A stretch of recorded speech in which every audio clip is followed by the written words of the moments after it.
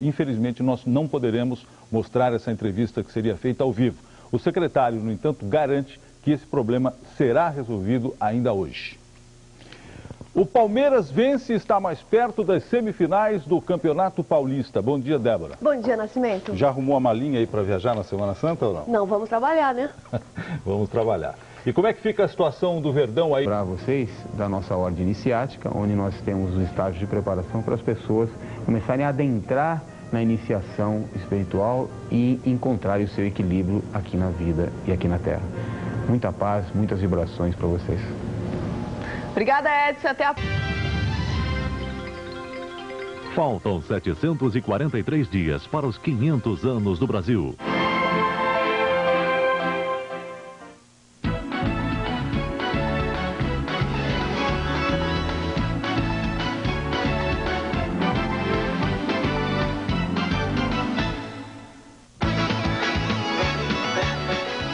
Bom dia. Bom dia. As contas do governo mostram uma pequena melhora. O novo secretário de Política Econômica, Mauri Bia, anuncia um superávit modesto em janeiro. O presidente Fernando Henrique adiou a visita ao ministro Sérgio Mota para respeitar o repouso. O ministro é que é um paciente rebelde. Como atualizar a declaração do imposto de renda? Na reta final do acerto de contas, ainda tem muito contribuinte em dúvida. O governo vai intimar as cervejarias. Elas disseram que não, mas aumentaram o preço da cerveja sem justificativa. Uma guerra urbana explode num dos bairros residenciais do Rio, a Tijuca. Polícia e traficantes trocam tiros e manifestantes de um morro incendeiam carros. As bolsas da Ásia não se entusiasmaram com o maior pacote de estímulo à economia já lançado pelo Japão. Até a Bolsa de Tóquio fechou em baixa. Termina daqui a pouco o prazo para o acordo de paz entre católicos e protestantes na Irlanda. Os dois lados estão reunidos, mas ainda não se entenderam. O Palmeiras vence o Mojimirim e está praticamente classificado para a última vaga das semifinais do Campeonato Paulista. Pela Copa do Brasil, o Vitória da Bahia elimina o Flamengo, apesar de ter perdido por 5-2. E mais. Ana Maria Baiana fala da nova onda de nostalgia que voltou a ser o principal tema das mais recentes produções em Hollywood.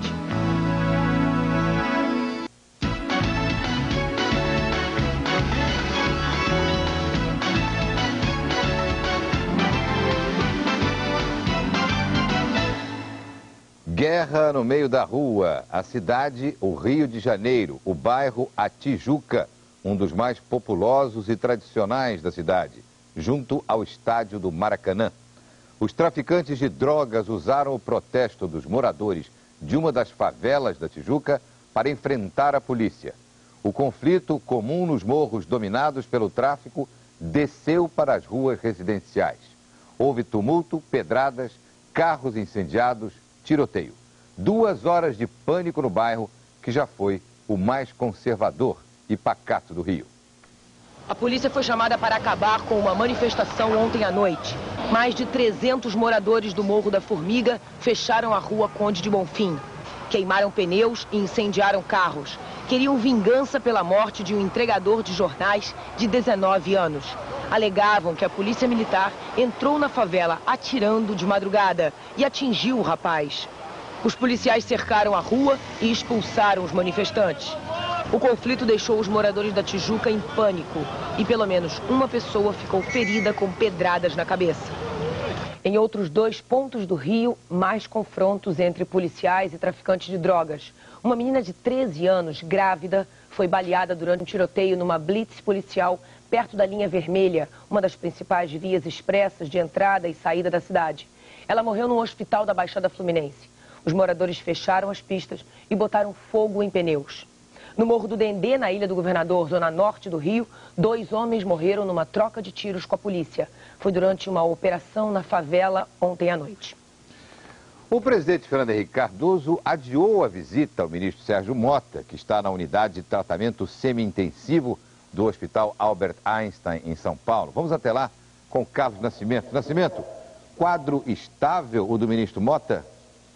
Olha, Renato, na verdade, pelo último boletim médico, né, que foi divulgado ainda ontem à noite, o ministro Sérgio Mota apresentou uma pequena melhora. Agora a gente vai até o Hospital Albert Einstein, onde está o repórter Jonas Campos, e saber mais detalhes. Como é que está o ministro, Jonas? Olha, segundo o último boletim, o ministro Sérgio Mota não tem mais febre desde a última quarta-feira, mas ainda respira com o auxílio de uma sonda de oxigênio.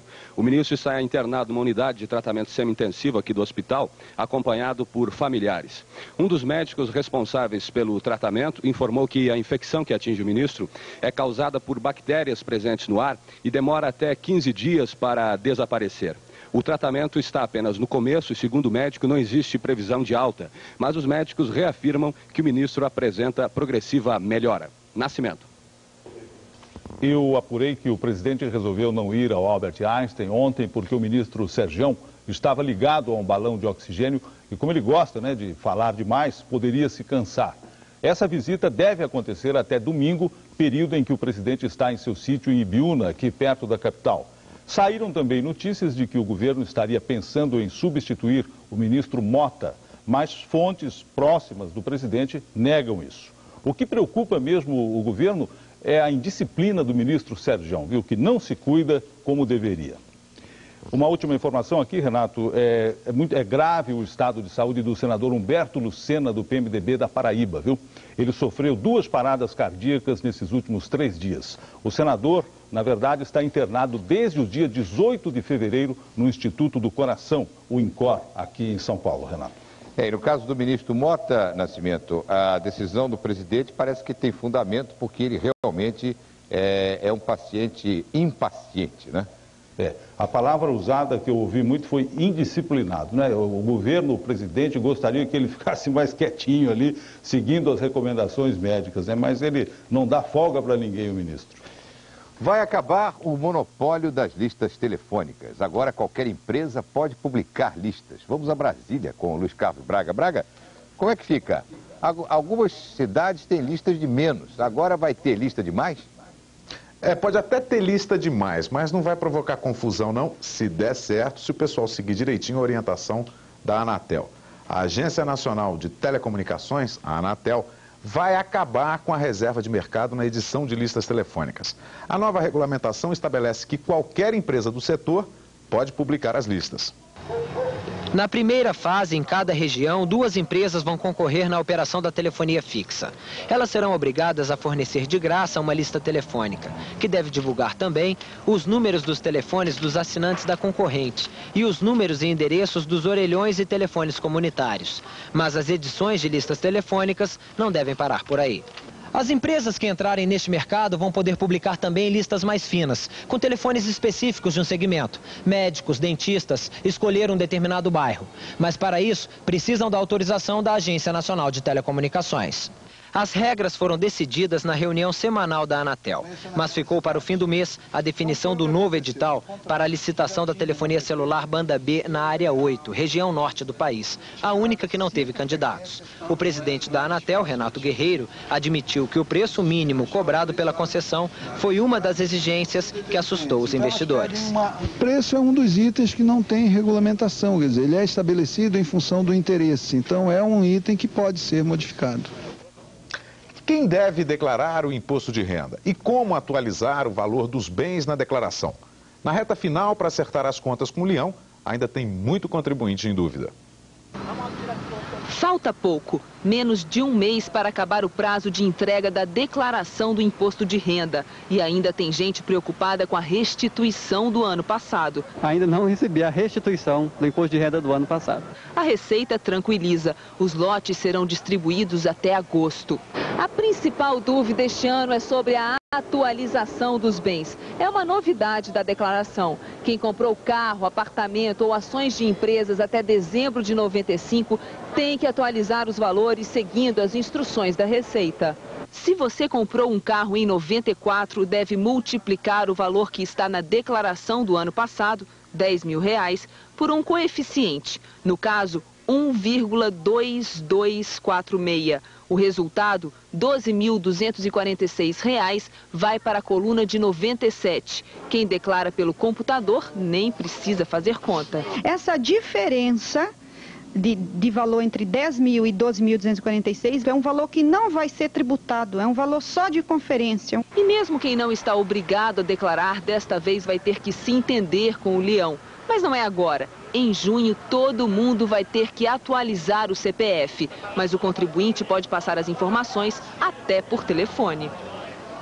Até 30 de abril devem declarar imposto de renda quem recebeu mais de R$ 10.800 no ano passado, os donos de empresas, quem teve lucro na venda de um bem ou em aplicação na bolsa e quem teve rendimento isento acima de R$ 40 mil, como a caderneta de poupança, por exemplo.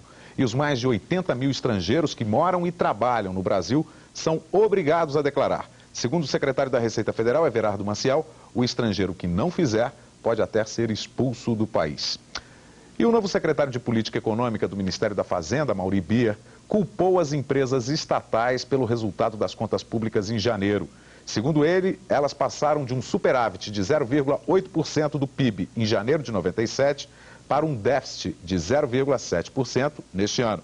O Ministério da Fazenda vai investigar a causa do déficit. De acordo com dados do próprio governo, as empresas estatais tiveram lucro de 600% no primeiro semestre do ano passado, graças ao aumento das tarifas públicas. Entre as empresas que tiveram lucro estão a Telebrás, a Eletrobras e a Petrobras. Pois é, Renato, o governo fez as contas errado, agora todo mundo está tentando arrumar aí e está dando essa confusão toda. O Ministério da Fazenda agora disse que vai investigar e logo, logo dá o resultado disso tudo. E nessa arrumação explicada pelo secretário Bier, ontem ele anunciou um pequeno superávit de janeiro em relação a janeiro do ano passado. Pequeno superávit nas contas públicas deste ano. E ao mesmo tempo ele fez uma previsão que está no Jornal do Comércio do Rio hoje. As taxas de juros na próxima reunião do Copom, agora no dia 15, devem ficar entre 22% e 24%. Vamos ver se ele acerta. Depois da Páscoa, o ritmo das privatizações vai sacudir a poeira do mercado financeiro. Miriam Leitão tem os detalhes. Na quarta-feira da semana que vem, será dado mais um grande passo na privatização. A venda da Eletropaulo, que foi dividida em outras duas. Nessa reta final, apenas duas empresas estão no páreo para a compra das distribuidoras. A VBC, União da Votorantim, Bradesco e Camargo Correia, e a Light. A Light bateu o martelo esta semana na decisão de entrar na disputa. Dos sócios da empresa, quem vai investir mais pesado é a americana Houston Power. Comprar as distribuidoras paulistas vai custar caro. A Metropolitana é a empresa de distribuição que atende a 4,5 milhões de consumidores na Grande São Paulo e região do ABC. Seu preço mínimo será R$ 2 bilhões. A Bandeirantes tem 2 milhões de consumidores na Baixada Santista, região de Sorocaba, Jundiaí e o Vale do Paraíba. O preço mínimo será R$ 1 bilhão.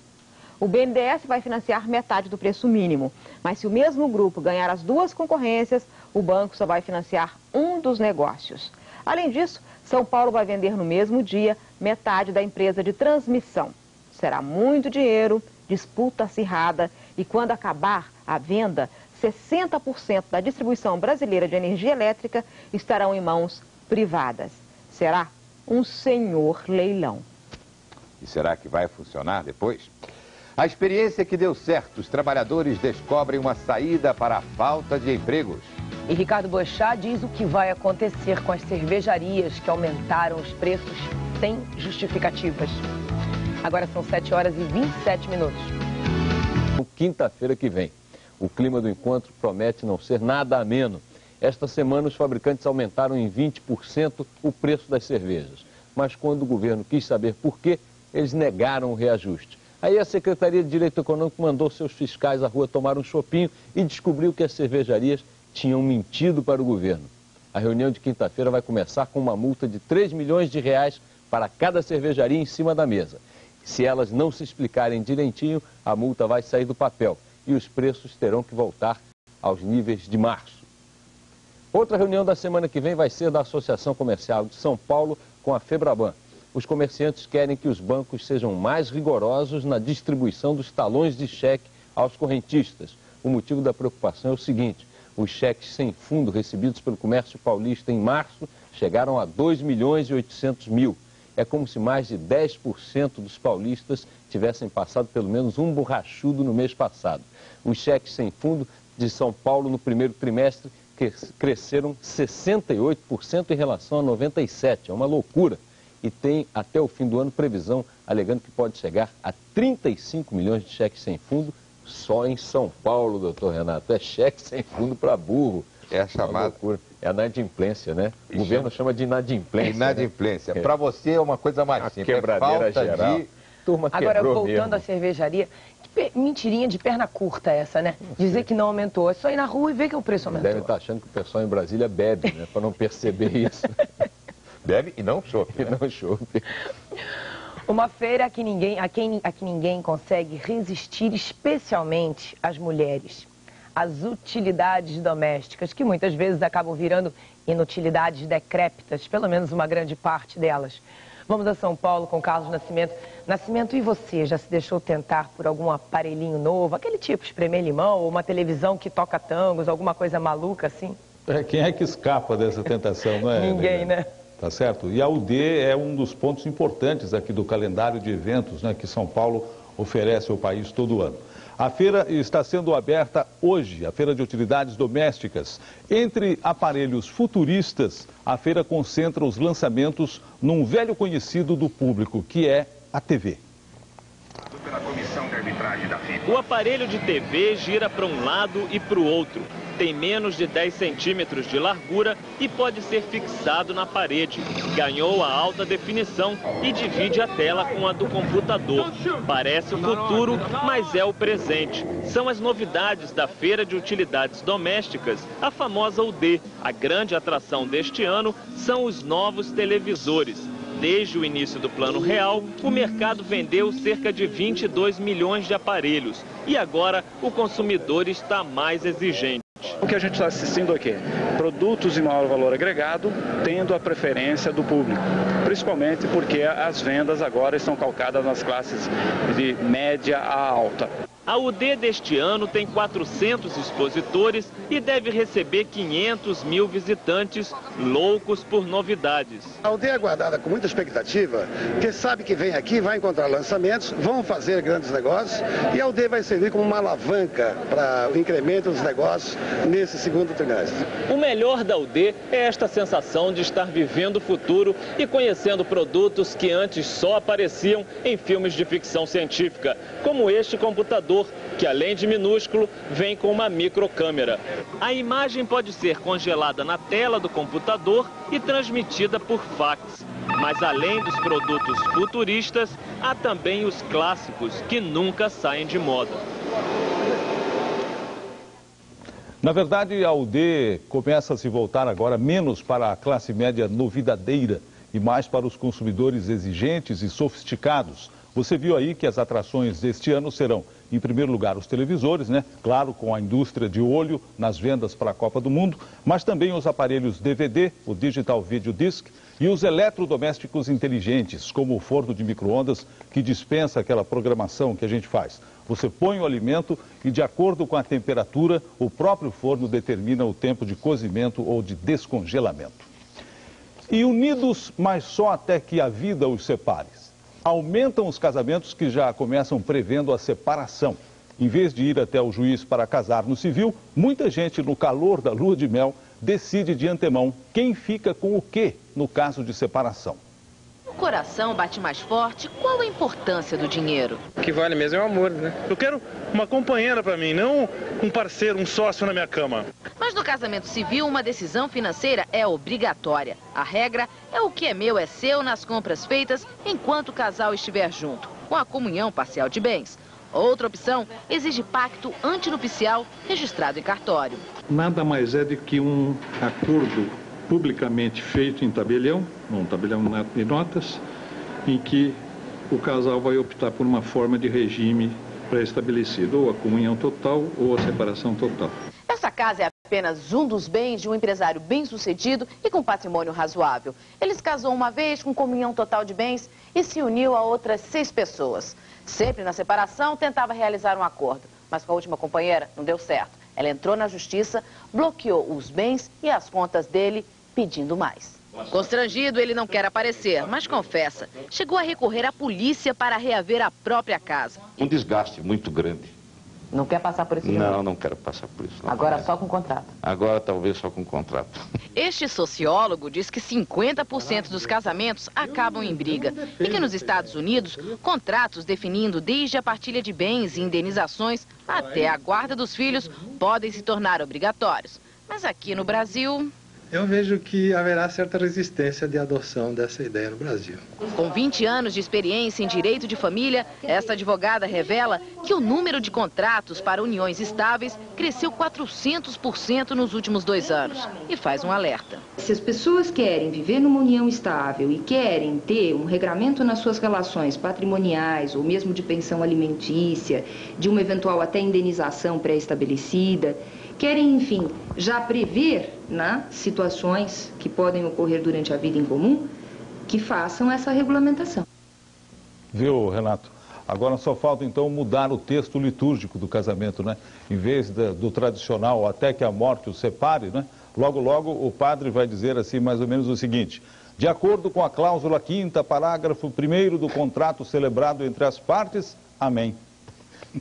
Mas de qualquer maneira, essa previsão é um ato de cautela ditado mais pelo comportamento atual e pelos tempos, né, Nath? É a realidade. Porque, né? na verdade, grande parte, eu não sei exatamente o número, dos casamentos se dissolvem em algum ponto. E essa questão dos bens é problemática mesmo. 50% dos casamentos a gente deu aí, 50%. E sempre dá alguma briga.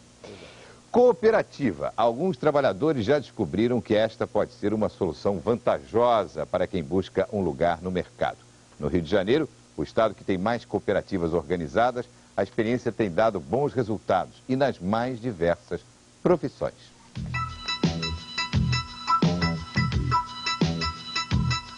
O profissional conhecedor de máquinas e a especialista em cuidar de gente são iguais nesse mercado. Eles são cooperados por opção, senhores do seu trabalho. 150 mil brasileiros já fizeram essa escolha. Carteira assinada, 13º, férias, estabilidade. O trabalhador cooperado não quer saber de nada disso.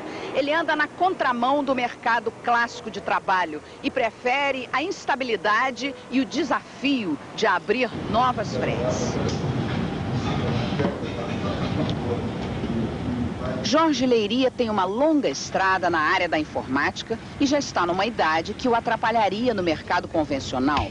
Na cooperativa de informática, ele não corre esse risco. O que a gente na cooperativa coloca no mercado é a excelência, né, de serviço. É o que se procura para que você possa garantir a ocupação das pessoas, né? Então, o fato de você já ter mais idade, estar mais maduro no mercado, isso acrescenta uma opção de trabalho. Normalmente não passo mais de 15 dias sem uma nova oportunidade. Uma cooperativa proporciona aos cooperados, aos sócios cooperados, melhores salários e, sem dúvida, para os contratantes, é uma redução bem acentuada nos encargos trabalhistas. O cooperado não tem nem aposentadoria nem direitos trabalhistas garantidos. Se ficar doente, tem que pagar a conta. Se a cooperativa quebrar, não tem direito à indenização.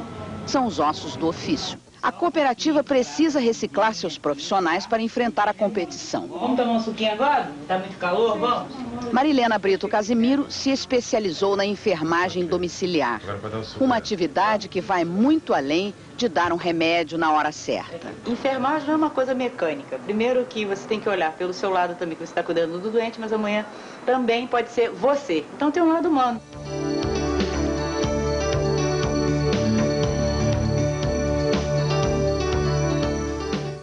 Soluções para um país onde um grande problema é o desemprego. O feriado deve ser de sol em quase todas as regiões, mas a previsão é de chuva no Rio e em São Paulo. Sexta-feira Santa de chuva no litoral do Sudeste. A frente fria que passou pela região já está indo. Às vésperas do novo período, quais são as previsões para o desfecho dessa negociação agora? As partes envolvidas no acordo estão mais otimistas agora, Leilani. Falam em 85% de chance de sucesso. Republicanos de um lado, favoráveis à independência da Irlanda do Norte, são os católicos. Unionistas do outro querem as coisas como estão, são os protestantes. E no centro das discussões, o primeiro-ministro britânico Tony Blair, que prometeu à sua mulher se juntar à família no feriado da Páscoa. Mas à meia-noite, representantes do Sinn Féin, o braço político do IRA, o Exército Republicano Irlandês, deixavam claro que as principais divergências ainda não tinham sido superadas. O acordo de paz entre católicos e protestantes prevê 4 inovações importantes: a deposição das armas, a criação de uma assembleia própria para a Irlanda do Norte, além da formação de uma espécie de corpo institucional que unisse representantes da República da Irlanda e da Irlanda do Norte. E, por fim, uma importante mudança na Constituição da República da Irlanda: a retirada dos artigos nos quais ela reivindica a Irlanda do Norte como parte de seu território. O primeiro-ministro britânico, Tony Blair, chegou a Belfast na noite de terça-feira para negociar pessoalmente cada ponto do acordo de 65 páginas. As atuais negociações de paz levaram 1 ano e 9 meses. E nós acabamos de receber a informação, Renato, de que o resultado sobre o acordo de paz pode sair a qualquer momento. Os conflitos na Irlanda do Norte já fizeram mais de 3 mil mortos. Renato. E esse pacto de paz que está para sair, pode sair daqui a alguns instantes, porque o prazo se esgota às 8 horas, hora de Brasília, está na primeira página dos jornais internacionais. The Guardian em Londres, o momento da verdade. The Times, dificuldade nas negociações, prazo já está esgotado. El País em Madrid, 118 peregrinos mortos numa avalanche humana em Meca. Nos Estados Unidos, Wall Street Journal, pelo menos 38 mortos por causa dos tornados no sul do país. Clarim, em Buenos Aires, FMI pressiona o governo por um ajuste fiscal. As bolsas asiáticas tiveram hoje um dia de poucos negócios, 24 horas depois do anúncio do maior pacote econômico da história do Japão. Os investidores já classificam as medidas como limitadas. O pacote injeta 122 bilhões de dólares na economia japonesa. As medidas incluem um corte de 30 bilhões de dólares nos impostos, mas os gastos do governo aumentariam em 76 bilhões, e isso deixou o mercado asiático cauteloso. A Bolsa de Tóquio fechou em queda de 0,34%. Também fecharam em baixa as bolsas de Kuala Lumpur, na Malásia, com 0,7%, e Bangkok, na Tailândia, com 0,4%. Fecharam em alta as bolsas de Hong Kong, com 0,24%, e Seul, na Coreia do Sul, com 0,1%. E na Europa, as bolsas abriram agora há pouco, apontando para um dia de muitos negócios. O mercado europeu ganhou mais fôlego com a alta de 1% na Bolsa de Nova York ontem. As altas foram de 1,6% em Milão, 0,9% em Frankfurt, 0,8% em Londres, 0,6% em Paris e 0,5% em Zurique. Clima de suspense na Rússia. O parlamento está reunido neste momento para decidir se aceita ou não o jovem tecnocrata Sergei Kirienko para o cargo de primeiro-ministro. Os deputados podem até não aceitar o nome de Kirienko, mas isso pode significar o fechamento da Duma, o parlamento russo, como Boris Yeltsin ameaçou diversas vezes. Há 3 semanas a crise política parou o país. Pancadaria na Austrália. Um grupo de estivadores entrou em conflito com a segurança num porto de Sydney. A confusão começou quando uma van quase atropelou os estivadores que faziam a manifestação. Luciano Pavarotti vai receber Stevie Wonder e as Spice Girls para a 3ª edição de Pavarotti e Amigos, um concerto anual beneficente que o tenor faz na Itália. O show vai ser dirigido por Spike Lee e a renda vai para as crianças da Libéria. O Flamengo goleia, Romário faz 4 gols, mas o time está eliminado da Copa do Brasil. O esporte daqui a pouquinho. Agora são 7h46.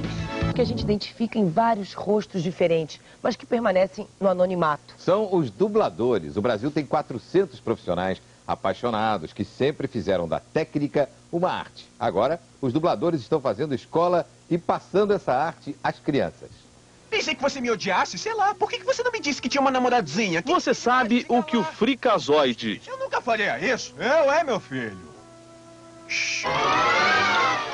Seja o que for, não está do nosso lado. Vamos, e Han Solo tem em comum?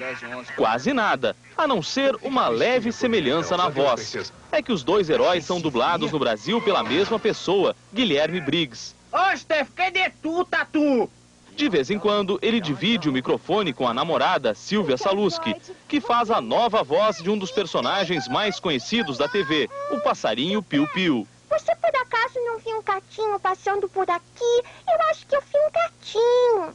Eu sempre gostei do desenho e eu assistia quando eu era pequena sem ter a menor ideia de que um dia eu poderia dublar o Piu Piu. Então foi uma delícia fazer, né? É muito bom. É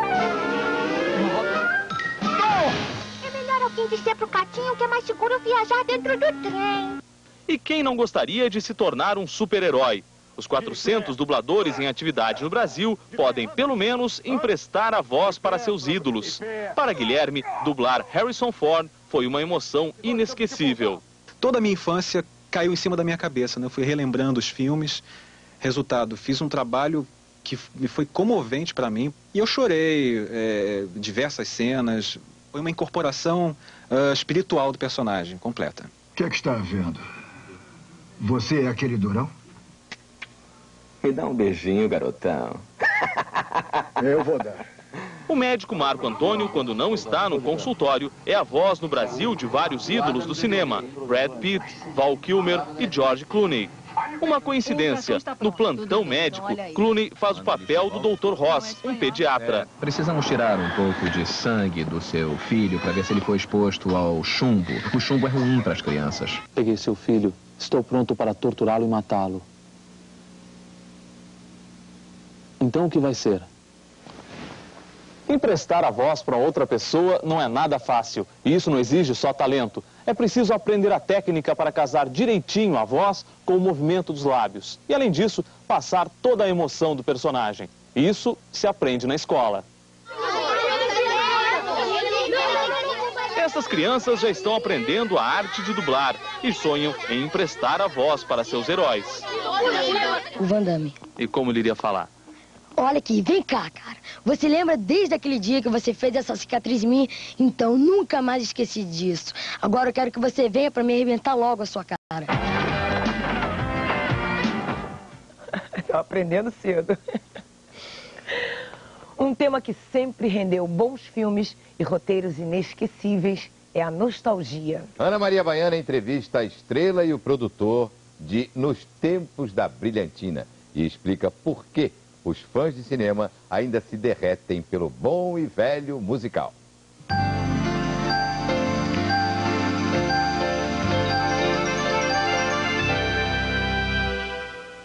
Saudade não tem idade mesmo. Não faz muito tempo, eram os anos 40 e 50 que eram relembrados com nostalgia mitológica. Depois, foram os anos 60 e 70 que mereceram uma revisão. Agora, para Hollywood, o passado distante está mais próximo do que nunca. Já em plena era da discoteca, em 1978, a saudade dos descomplicados anos 50 era tamanha que um filme completamente nostálgico, Nos Tempos da Brilhantina, foi o grande sucesso do ano. Para seu produtor, Alan Carr, ele mesmo um ícone dos anos 70, amigo de Andy Warhol e decano da famosa discoteca Estúdio 54, a razão do duradouro sucesso do filme é mesmo essa busca da inocência perdida, a possibilidade de sonhar com uma outra adolescência, uma adolescência idealizada, sem gangues, sem armas, sem violência. A pior coisa que os garotos fazem no filme é roubar calotas de pneu, diz Alan. Para Olivia, enquanto existirem adolescentes ansiosos com os dramas da idade, os namoros, a aparência, a escola, vai existir lugar para uma evocação idealizada da vida ginasiana nos anos 50. O interessante, contudo, é que agora a saudade ficou mais curta e, de olho na geração que estava de fato no ginásio quando Olivia era rainha, Hollywood está com saudade da gloriosa década das ombreiras gigantes, dos videoclipes e do tecnopop. Os recém-falecidos anos 80. O motivo, mais uma vez, é simples. Quem está dominando o mercado consumidor de cinema é a turma de 20 e 30 anos, cuja única nostalgia é a da década de Madonna e Michael Jackson. The Wedding Singer, o primeiro filme a celebrar esse passado recentíssimo, fez o maior sucesso, mesmo à sombra titânica daquele outro filme de época. E já vem aí Totally 80s, uma comédia onde o herói não consegue jamais sair da época dos cabelões e dos novos românticos.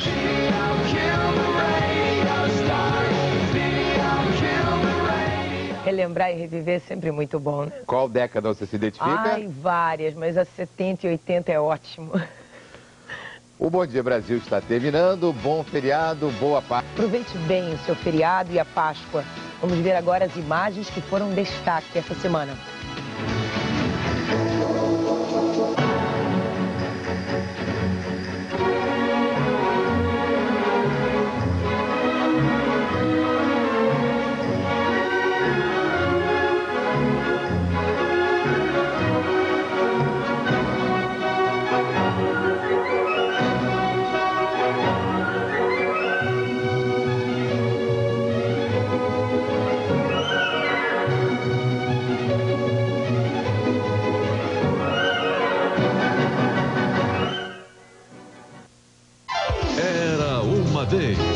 Cindy passou uma romântica noite com Filé, mas agora vai ter que encarar a mãe do rapaz. Isso aqui é uma casa de respeitos, não é um motel.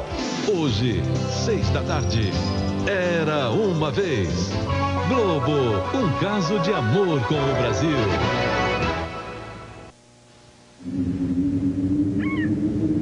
Bom dia, Brasil.